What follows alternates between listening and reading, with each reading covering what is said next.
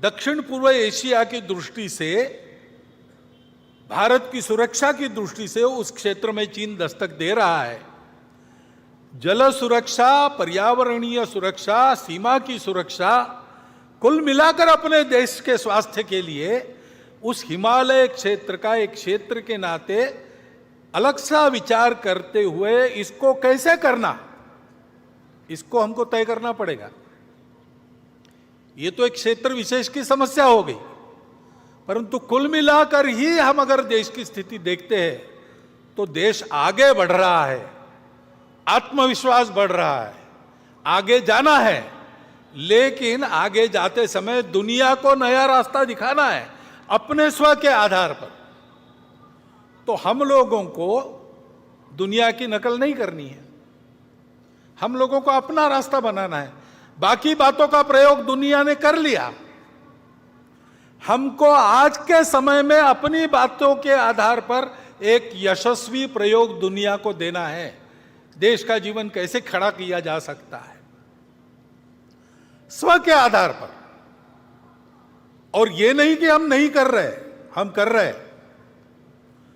सरकारी नीतियों में भी ये प्रकट हो रहा है।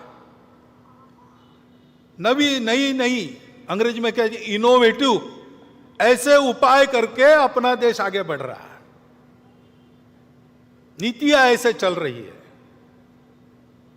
लेकिन प्रशासन ने भी ऐसा चलना चाहिए। तो प्रशासन के दिमाग में ये बात चाहिए, वो पूरी है ऐसा लगता नहीं, उनको तैयार होना पड़ेगा। और शासन प्रशासन तो अपना काम कर ही लेंगे, परंतु समाज को भी करने की आवश्यकता है। समाज को भी अपने स्व का पूर्ण ज्ञान होना चाहिए।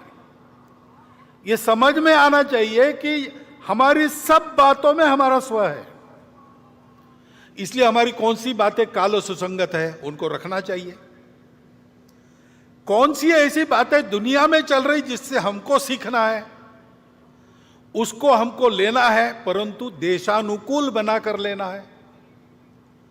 और कौन सी ऐसी बातें हैं जो हमारी अपनी है, वो समयानुकूल है कि नहीं, काल सुसंगत है कि नहीं, ये देखते हुए उनमें आवश्यक परिवर्तन करते हुए, जो कालबाह्य हो गई उनको छोड़ते हुए हमको भी अपने आचरण को बदलकर आगे चलना चाहिए।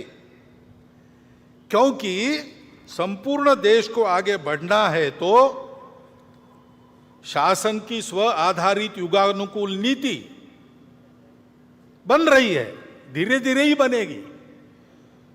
गलत नीति पर पोथी निष्ठता के कारण या भ्रामक कल्पनाओं के कारण इतना आगे चले गए थे, एकदम अबाउट टर्न नहीं हो सकता। ऐसे हम गए, अब धीरे धीरे मुड़ रहे, वो काम होगा, परंतु उसके साथ साथ हमको प्रशासन की तत्पर सुसंगत लोकाभिमुख कृति चाहिए। और हमारे लिए सबसे महत्वपूर्ण है समाज का मन वचन कर्म से सहयोग और समर्थन। इससे देश की स्थिति में परिवर्तन आएगा।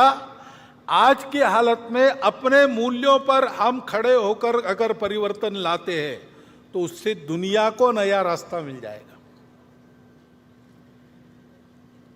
अब ये हम करने लगे, लेकिन थोड़ा और एक बात का भी ध्यान रखना पड़ेगा।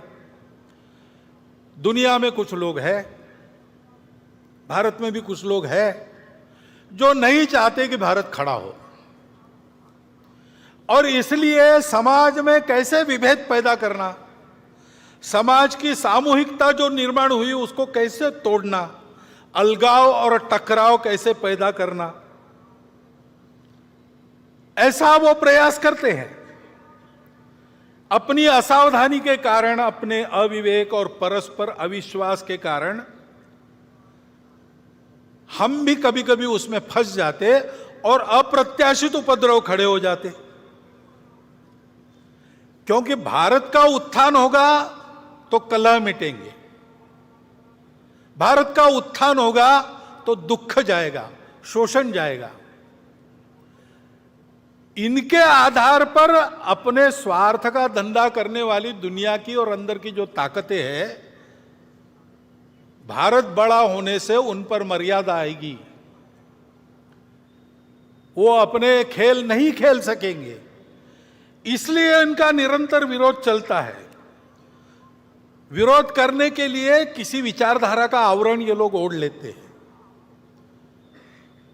बड़ी चिकनी चुपड़ी बातें करते हैं, कोई बड़ा उद्देश्य, मन लुभावन उद्देश्य ऐसा घोषित करते कि हम इसके लिए काम कर रहे हैं, लेकिन उनका उद्देश्य दूसरा ही रहता है, अपना उल्लू सीधा करने का रहता है।